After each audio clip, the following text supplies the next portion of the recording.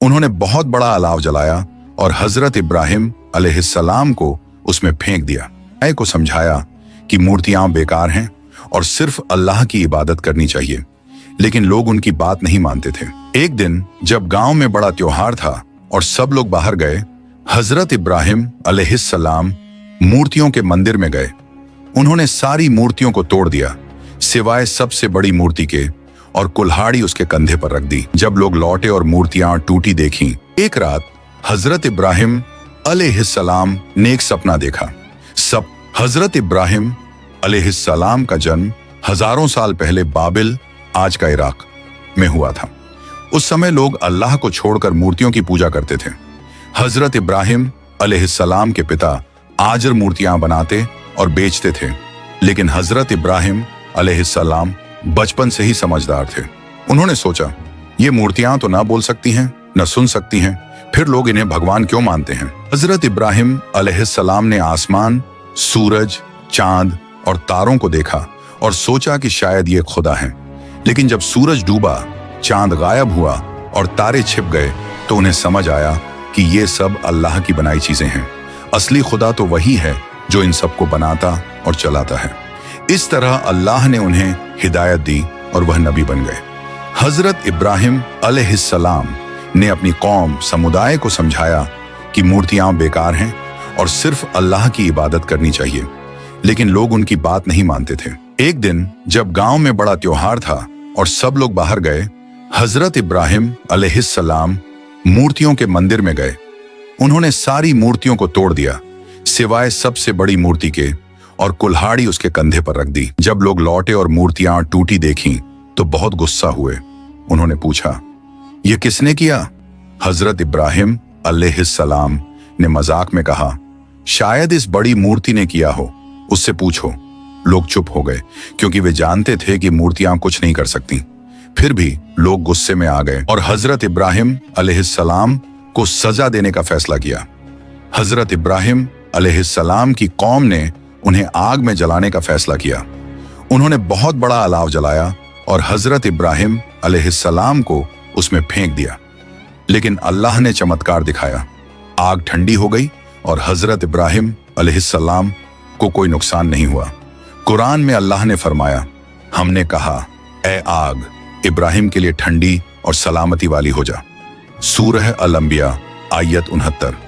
इससे लोग हैरान हो गए, लेकिन ज्यादातर ने फिर भी अल्लाह को नहीं माना। हजरत इब्राहिम अलैहिस्सलाम का हिजरत करना, जब उनकी कौम ने उनकी बात नहीं मानी, तो अल्लाह ने हजरत इब्राहिम अलैहिस्सलाम को अपने भतीजे हजरत लूत अलैहिस्सलाम और पत्नी हजरत सारा रज़ियल्लाहु अन्हु के साथ दूसरी जगह जाने का हुक्म दिया।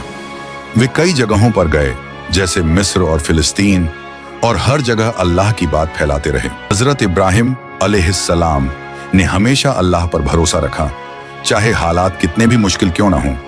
हजरत इस्माइल अलैहिस्सलाम का जन्म हजरत इब्राहिम अलैहिस्सलाम की दो पत्नियां थीं, हजरत सारा रज़ियल्लाहु अन्हु और हजरत हाजरा रज़ियल्लाहु अन्हु। लंबे समय तक उनकी कोई संतान नहीं हुई।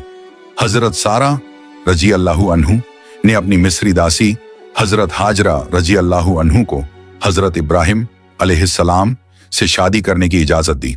अल्लाह की मेहरबानी से हजरत हाजरा रज़ियल्लाहु अन्हु के बेटे हजरत इस्माइल अलैहिस्सलाम पैदा हुए।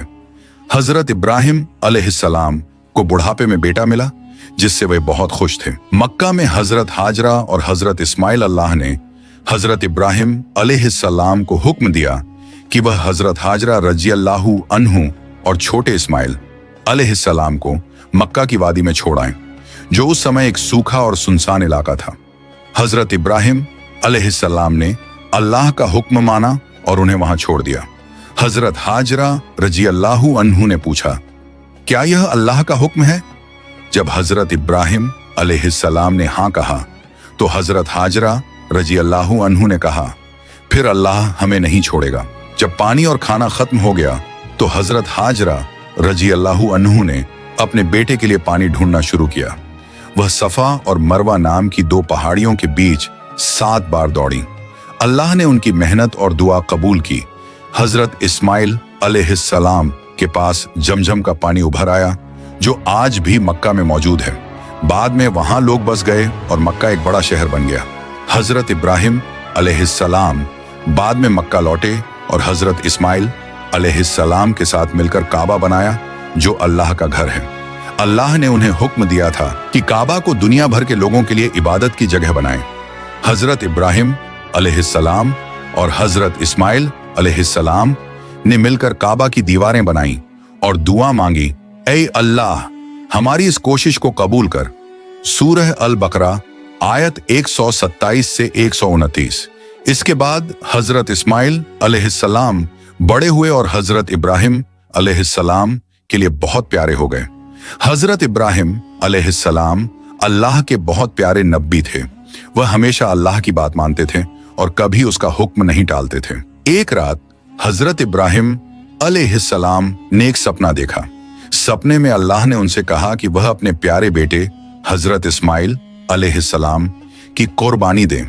यह सपना कोई साधारण सपना नहीं था, क्योंकि नबियों के सपने अल्लाह की तरफ से वही संदेश होते हैं। हजरत इब्राहिम अलैहिस्सलाम के लिए यह बहुत मुश्किल आदेश था। हजरत इस्माइल अलैहिस्सलाम उनकी बहुत प्यारी संतान थे। वह बुढ़ापे में पैदा हुए थे जब हजरत इब्राहिम अलैहिस्सलाम और उनकी पत्नी हजरत हाजरा रजी अल्लाहु अन्हु को कोई उम्मीद नहीं थी, लेकिन हजरत इब्राहिम अलैहिस्सलाम को अल्लाह पर पूरा भरोसा था। हजरत इस्माइल अलैहिस्सलाम से बात हजरत इब्राहिम अलैहिस्सलाम ने अपने बेटे हजरत इस्माइल अलैहिस्सलाम को बुलाया और सपने की बात बताई। उन्होंने कहा, बेटा मैंने सपने में देखा कि मैं तुम्हारी कुर्बानी दे रहा हूं। अब तुम बताओ तुम्हारा क्या ख्याल है। कुरान सूरह अस्साफात आयत 102। हजरत इस्माइल अलैहिस्सलाम, जो खुद भी अल्लाह के प्यारे नबी थे, ने जवाब दिया, ऐ मेरे अब्बा, जो अल्लाह ने हुक्म दिया है उसे करें। इंशाअल्लाह आप मुझे सब्र करने वाला पाएंगे। यह जवाब हजरत इस्माइल अलैहिस्सलाम के ईमान और अल्लाह पर भरोसे को दिखाता है।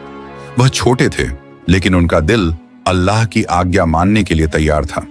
कुर्बानी की तैयारी हजरत इब्राहिम अलैहिस्सलाम और हजरत इस्माइल अलैहिस्सलाम दोनों ने अल्लाह के हुक्म को मानने का फैसला किया। हजरत इब्राहिम अलैहिस्सलाम अपने बेटे को लेकर मक्का के पास एक जगह मिना गए।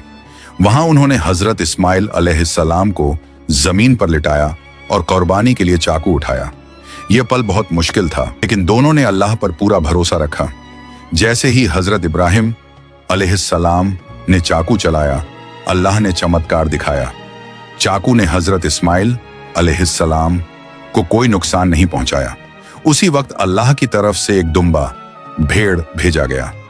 अल्लाह ने फरमाया, ऐ इब्राहिम, तुमने अपने सपने को सच कर दिखाया।